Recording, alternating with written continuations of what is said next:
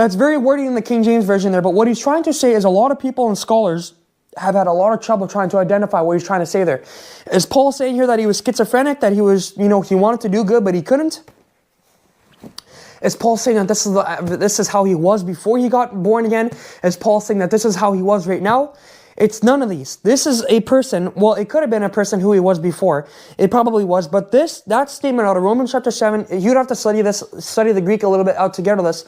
Romans chapter 5 and 6 all talks about sin, singular. I think there's like 20 times in Romans chapter 5 and 6 that talk about the sin singular, speaking about the sin nature. In the Greek, if you study it out, it's talking about your sin nature.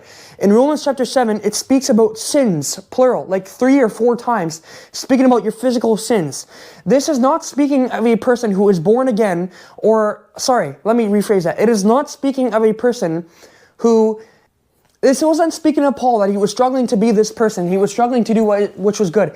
He was saying here, he was stating that this is a person who is trying to live to God on their own strength. It's impossible. I have an entire series talking about spirit, soul, and body that goes into great depth about this. But the point that I wanted to get here is the ability for you to start doing what God wants you to do, to start fulfilling these commands, is you have to have a revelation of this God kind of love.